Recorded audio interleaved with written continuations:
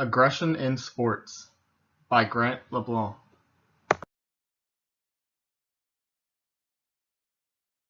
Introduction. Let's face it, when people play sports, they usually wound up mad at their opponent for one reason or another. This is where aggression comes in. During sporting events, aggression can be shown not only by the players, but by coaches, fans, parents, and event referees. When talking about sports, aggression can be defined as an unprovoked physical or verbal assault and aggressiveness as the intent to commit such an assault. Krishnavichi and Chaunin, page 29. Over the course of this presentation, we will look into the different types of aggression in sports, what leads to aggression in sports, and the impact aggression has on sports today.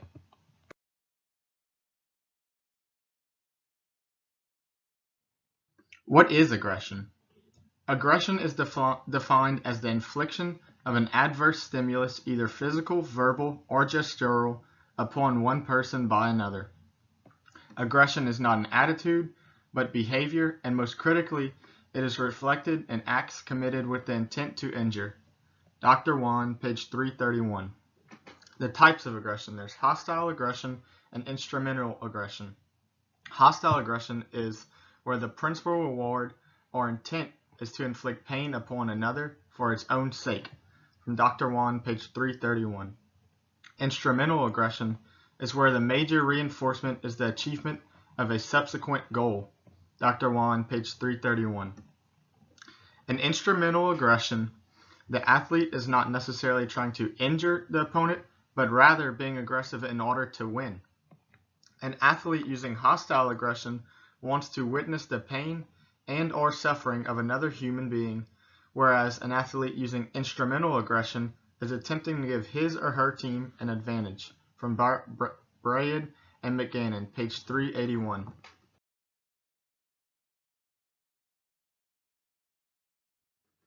Who shows aggression in sports? Players, spectators, and parents. Player aggression. This occurs when people participating in a sporting event show anger or aggression towards each other. Spectator aggression.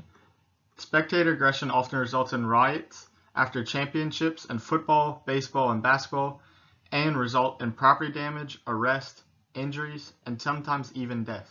Dr. Wan, page 532. An example of spectator aggression would be the Philadelphia Eagles fans destroying their city after winning the Super Bowl this year.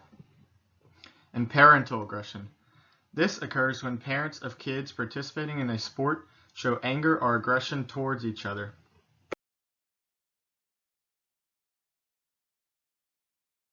Spectator aggression.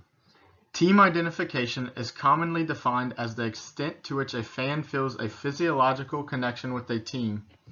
Highly identified fans feel a strong allegiance to their team, and the team's success and failures are felt as their own. Highly identified fans are more likely to believe that verbal fan aggression is acceptable, and these individuals tend to feel out of control when watching their favorite teams compete. Furthermore, highly identified fans are particularly likely to indicate that they would consider harming a rival player or coach if they could remain anonymous. Research also indicates that team identification is an important predictor of fan celebratory rioting, as persons in higher identification report participating in greater number of riot-related behaviors, and they report having more fun during the riot. From Wan, Waldilli, Bono, and Schoenecker and Ruga, page 424. When the player's performance on the field or ice rink is experienced as violent, the watching public and fans tend to act more violently during and after the match as well. And this was pulled from Fulkerson, Nyberg, Archer, and Norland, page 318. Majority of the time, when a fan shows aggression to an opposing player, the player can just ignore them and keep on doing their job. Sometimes, however, a player will let the fan know that they do not appreciate their behavior. For example, Ron Artest, who is a professional basketball player in the NBA, one time went into the stands to fight a fan after a game. This Ronner test example is both spectator aggression and player aggression.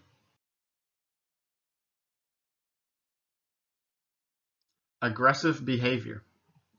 The sporting fraternity seems to have a convention, which is an unwritten law, which stipulates that violence and aggressive behavior should be dealt with within the sporting codes as within the family. This notion is ingrained deeply such that players who attempt to seek composition in the courts run the risk of being disliked by their fellow teammates. Windheimer's study demonstrated that the coaches approve of aggressive behaviors, the more their players will continue committing unacceptable acts. This is consistent with Diaz, who suggested that parents promote physical aggression as a desirable characteristic, particularly among males in low socioeconomic environments. The only available alternative for controlling aggressive behavior is to modify the situation by reducing the amount of frustration present. This involves fundamental rule changes in specific sporting codes to reduce the amount of physical contact or to outlaw certain high-risk practices which, although lawful themselves, often act as the catalyst to aggressive behavior. Dubai-Healy and Chinomona, page 94.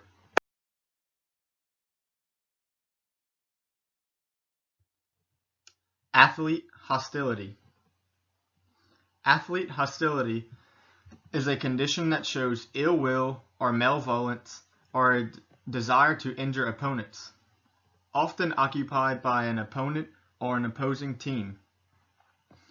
Hostility is expressed as a complex set of attitudes that motivate aggressive behavior. Athletes' subjective emotional experiences play an important role in competitive sports. However, competitive environments often breed hostile attitudes and behaviors where verbal or ideational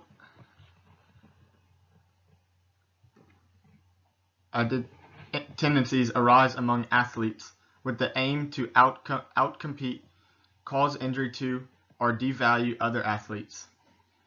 These hostile behaviors often result in verbal attacks of disliking and getting upset with competing athletes, sports officials, and even team members. Dubai-Healy and Chinomona, page 94.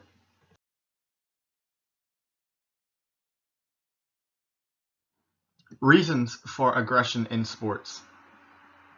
There are many reasons why athletes might show aggression in sports, such as players on rival teams. An example of this would be the Cincinnati Bengals and Pittsburgh Steelers are huge rivals in the NFL, and their game this past season resulted in several cheap shots, players being fined, and players being ejected. Another reason why athletes might show aggression is two or more players from separate teams dislike each other because of a previous incident, whether it's on or off the field or court. Another reason could be from one player could have had a bad day and they take it out in the form of aggression against another team or player. Another type of aggression that athletes might show in sports is the type of sport being played plays an impact on aggression in that sport. For example, football players will tend to show more aggression towards each other than PGA Tour players would.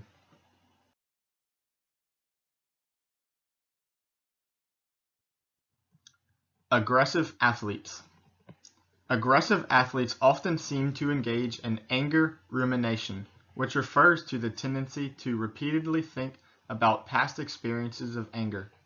Anger rumination is one of the most important precursors of aggression and can even increase the duration and intensity of anger, potentially increasing aggressive behavior. From Sophia and Cruz, page 22. Along with anger rumination, provocation has also been found to lead to aggression, and provocation can be defined as any interpersonal behavior that is perceived by the victim as unpleasant or adverse and can trigger anger, frustration, and fear. Sophia and Cruz, page 22.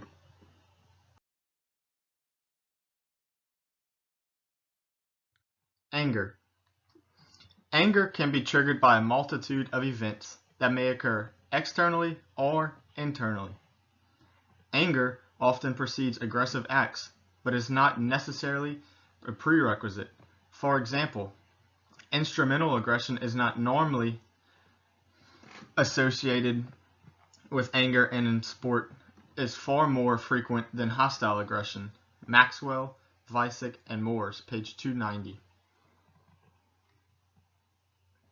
In a study of normal breathing behaviors in sport, Carrick observed that the mild aggression often followed proactive acts in a tit-for-tat manner and sometimes escalated into more violent aggressive acts.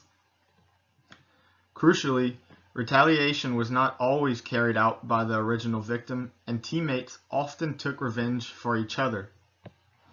These findings suggest that provocation is seen as a justification for retaliatory aggression, but not always between the original combatants, at least in team sports, that is.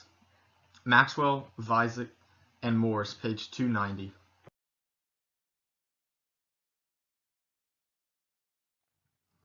Is aggression in sports always a bad thing? Sports such as hockey, lacrosse, boxing, MMA, and football are all examples of sports that fans like to see aggression in. In these sports, players are actually encouraged by their fans to show anger or aggression towards each other. In my opinion, fans would be less likely to attend any of these sporting events if the players weren't allowed to show aggression towards one another. In fact, sport is perhaps the only setting in which acts of interpersonal aggression are not only tolerated, but enthusiastically applauded. Byred and McGannon, page 377. Sometimes, however, players take the aggression too far, and they'll taunt their opponents even after they have been hit hard, like the player pictured to the right, which is Juju Smith-Schuster playing against the Cincinnati Bengals.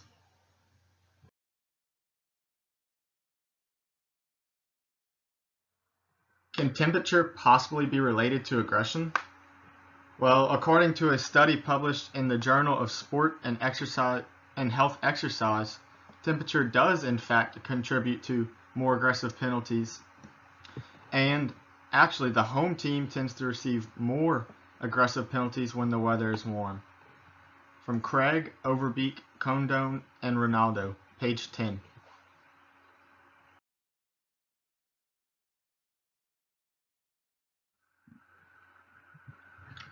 Are males or female athletes more likely to show aggression in sports?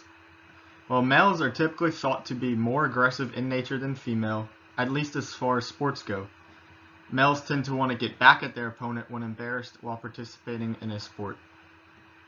Athletes with higher levels of self-control capacity seem to be better at controlling aggression, and male athletes tend to be more aggressive. From Manuel, Sophia, and Cruz, page 304.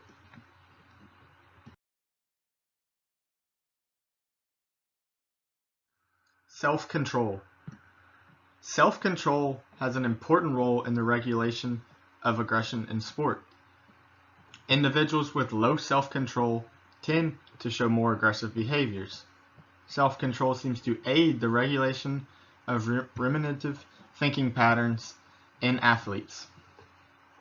Self-control skills training may be a key for decreasing aggression in sports. Manuel, Sophia, and Cruz, page 304.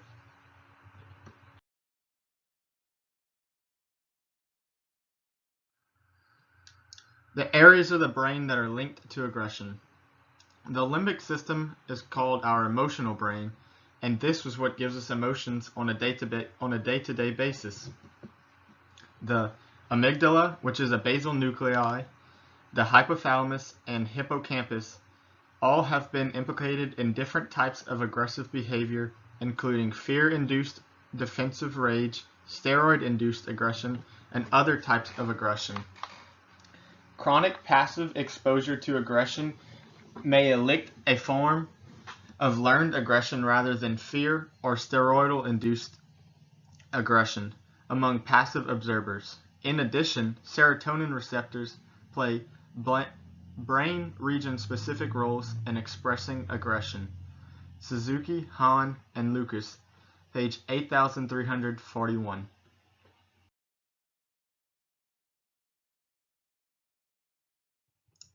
Effects of violent sports video games on aggression.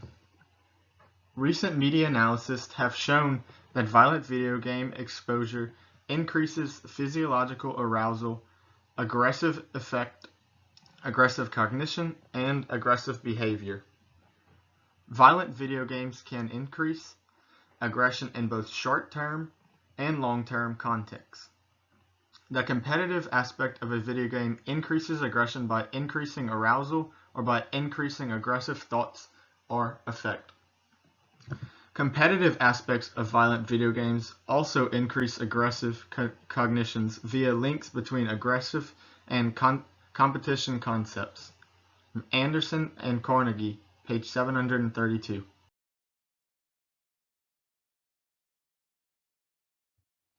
Impact aggression has on sports. There are many things that can result from aggression in sports, such as concussions, suspensions, or even being kicked out of their league. Concussions. Athletes can attain a concussion as a result of a hard blow to the head, and this is common in sports such as football and hockey. Suspensions. Athletes may wind up suspended because of a cheap shot or illegal hit that was out of anger or aggression, and kicked out of the league. Sometimes athletes will go over the top with their aggression, and this could end up with them being kicked out of the league they are in.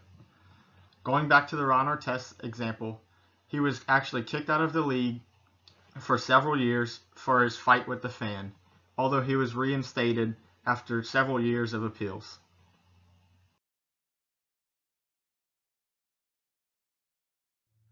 Conclusion.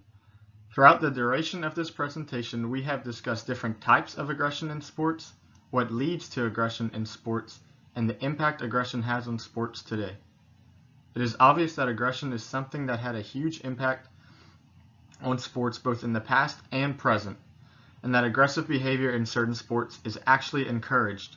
However, aggression can have both negative and positive impacts depending on the sport being played. Majority of the time, though, aggression has a negative impact on sports.